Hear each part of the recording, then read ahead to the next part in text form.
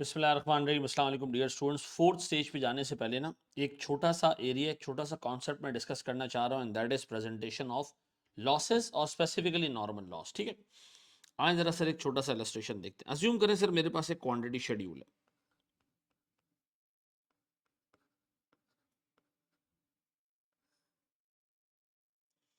Sir quantity schedule में मेरे पास है इनपुट। इनपुट अज्यूम करें मेरे पास सर 1000 यूनिट है। ठीक है, इस 1000 यूनिट में मेरे बच्चों कंप्लीट हो चुके हैं से 800 यूनिट्स। बाकी आ गया जी नॉर्मल लॉस। कितने का जी? 200 यूनिट्स का। ये टोटल होगा जी मेरे पास 1000 यूनिट्स। डन। अब मेरा एक सवाल है सर, जब आपको ये बात पता चल गई कि 1000 यूनिट हमारे पास इनपुट हुए थे और उसमें पूरे पूरे कंप्लीट भी हो गए, अब मैं आपसे कह रहा हूँ जी मेरे पास पहला स्टेटमेंट तो ये आ गया। सर दूसरा स्टेटमेंट हमारे पास होता है क्या चीज? Cost per unit. सर मुझे एक बात बताएं, मेरे पास अज्यूम कर रहा हूं मैं कि मेरे पास कॉस्ट इनकर हुई है 1 लाख की। बताओ इस 1 लाख की कॉस्ट को मेरे बच्चों में किससे डिवाइड करूं? इस 1 लाख की कॉस्ट को मैं किससे डिवाइड करूं? बिल्कुल सही कहा सर, हम इस 1 लाख की कॉस्ट को इनपुट माइनस नॉर्मल लॉस यानी नॉर्मल यूनिट से डिवाइड करते हैं। और मेरे पास सर ये 1 लाख रुपए की अमाउंट जो है वो इसकी जो है वो 1 लाख डिवाइडेड बाय 800, मेरे पास सर कॉस्ट पर यूनिट आ जाएगी 125। देखिए इस कॉस्ट पर यूनिट में normal loss already built in है, ऑलरेडी शामिल है। ठीक है जी। अच्छा, एक और तरीके से भी मैं कॉस्ट पर यूनिट निकाल सकता था। मैं क्या करता, मैं 1 लाख को डिवाइड करता पूरे इनपुट से। किससे? पूरे इनपुट से मैं डिवाइड करता इसको 1000 से, तो मेरे पास कॉस्ट पर यूनिट आती 100। देखिए इस कॉस्ट पर यूनिट में नॉर्मल लॉस इनकॉर्पोरेटेड नहीं है, इस कॉस्ट पर यूनिट के अंदर नॉर्मल लॉस शामिल नहीं है। हाँ, इस 125 में शामिल है, इसलिए तो ये बड़ी भी आ रही है ऐसा। अब बताएं सर, मैं तीसरा स्टेटमेंट आपके सामने बनाने जा रहा हूं sir, that is cost accounted for.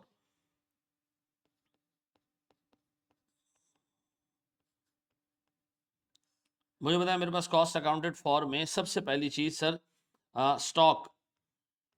कितने यूनिट्स बने सर पहले वाले केस में? 800 मल्टीप्लाई बाय 125 क्या आ रहा है sir? 800 multiply by 125 is 1 lakh. पूरे 1 लाख रुपए रिकवर हो गए प्रोड्यूसर को।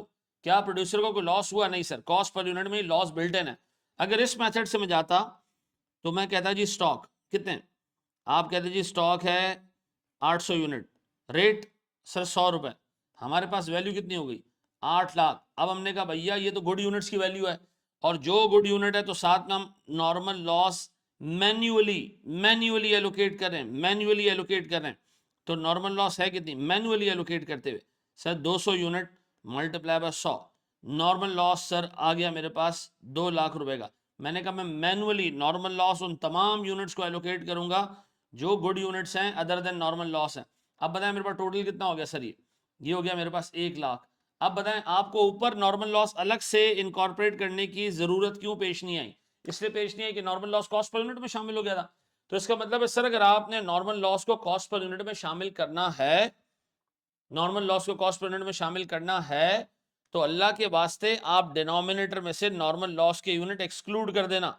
यानी अगर आपने नॉर्मल लॉस के यूनिट डिनोमिनेटर में नहीं डाले, यानी हटा दिए, तो कॉस्ट पर यूनिट बढ़ जाएगा। वंस कॉस्ट पर यूनिट बढ़ गया, अब इस कॉस्ट पर यूनिट में नॉर्मल लॉस शामिल है। You don't need to calculate normal loss separately.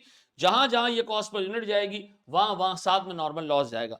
अगर आपने सर यहां पर नॉर्मल लॉस की यूनिट इंक्लूड की, आपने कहा जी मेरे पास गुड आउटपुट है 800 का और 200 यूनिट्स का मेरे पास नॉर्मल लॉस है, अब जो कॉस्ट पर यूनिट निकली है, this cost per unit does not contain any part of normal loss. अब बताएं सर, मैं इस 100 रुपए को तो ले गया, 800 यूनिट से मल्टीप्लाई कर दिया, अब इस जगह पे नॉर्मल लॉस शामिल नहीं, मुझे नॉर्मल लॉस मैन्युअली अलग से ऐड करना पड़ेगा, अलग से ऐड करना पड़ेगा।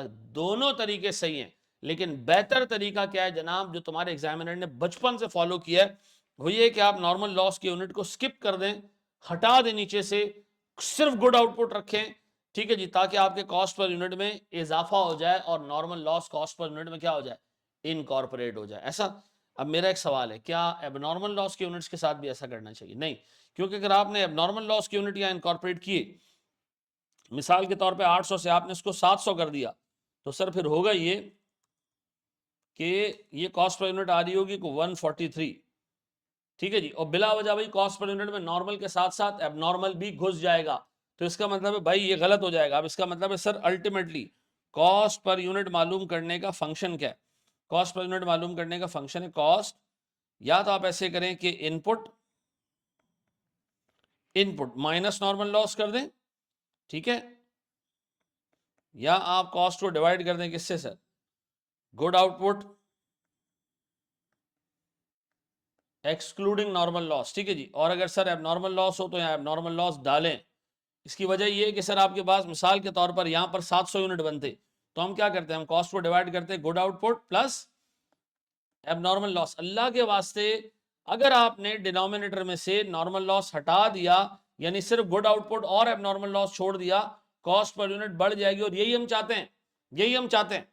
तो आइंदा के बाद सर आपने डिनोमिनेटर में कॉस्ट नॉर्मल लॉस को नहीं रखना, या तो स्पेसिफिकली हटा देना है, सीधी सी बात है, इनपुट में से नॉर्मल लॉस हटा देना, तो आपके पास बच जाएगा good output plus abnormal loss, ये बच जाएगा सर। या आप अलग से लिख दें good output plus abnormal loss, बात एक ही है। तो सर इस तरह कॉस्ट पर यूनिट में नॉर्मल लॉस इनकॉर्पोरेट हो जाएगा, आपको अलग से इनकॉर्पोरेट करने की जरूरत नहीं पेश आएगी। पक्का?